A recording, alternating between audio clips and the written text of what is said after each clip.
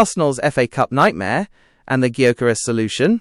A night to forget. Arsenal's FA Cup exit. What a night that was. What an FA Cup exit we just witnessed. If, like us, you stayed up and glued yourself to the screen, you're probably still trying to process what you saw. And honestly, what we saw was just, I don't even know how to put it nicely.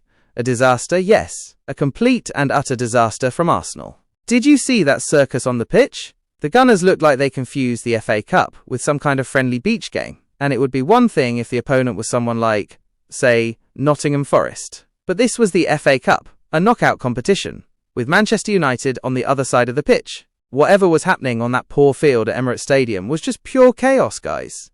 Especially in the first half. Now tell me, did anyone understand Mikel Arteta's brilliant plan for this match? Because I, for one, didn't. Not even a little bit. I got the impression that in the locker room he told his players something along the lines of, "Alright guys, let's go out there, embarrass ourselves properly, and head home. Oh, and don't forget to pick up some souvenirs on the way." Honestly, I can't think of any other explanation. And yet, it all started off so promisingly. Gabriel Jesus scored in the opening minutes. Finally, that omnipresent goal-scoring curse let him go. At that point, it seemed like all the cards were in Arsenal's hands. Control the ball, sit back in defence, and hit them on the counter-attack. A tried-and-true strategy that has worked many times before. But no, Arsenal's defenders apparently decided that was too easy. And hey, the fans want a show, right? Well, they gave them a show, just with a giant minus sign in front of it. They practically rolled out the red carpet for United's forwards.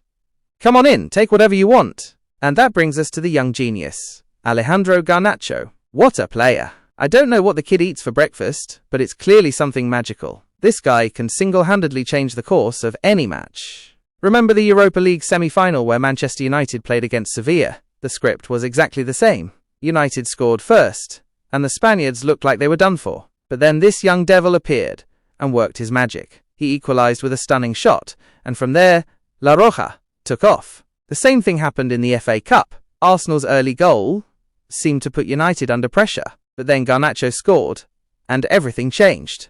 Alejandro Garnacho assisted Bruno Fernandes, and everything changed. By half-time, Arsenal had conceded a whole bag of goals, 4, to be exact. Each one more beautiful than the last. Each one a textbook example of how not to defend. It was a parade of helplessness, I swear.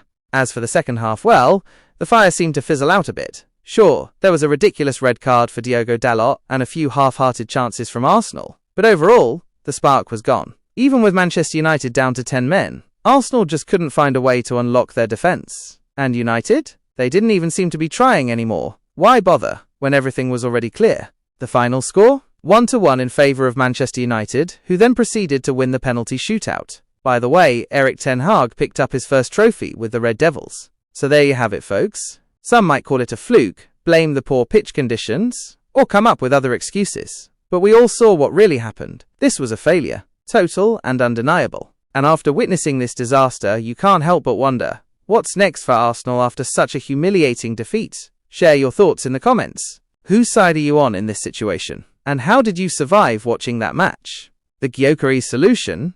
Now let's talk about the elephant in the room. Arsenal's lack of a clinical finisher. While Gabriel Jesus has shown glimpses of promise, he's not the consistent goalscorer that Arsenal needs. This is where Viktor Gyokeres comes into the picture.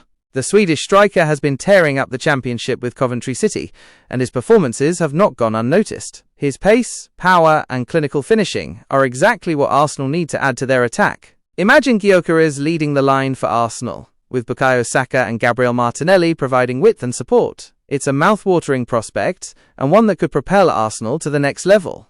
Of course, there will be challenges. Gyokeres will need to adapt to the Premier League, and Arsenal will need to pay a hefty fee to secure his signature. But the potential rewards are immense. So what do you think, Arsenal fans? Is Viktor Gyokeres the answer to your prayers? Or are there other options out there? Let us know in the comments below.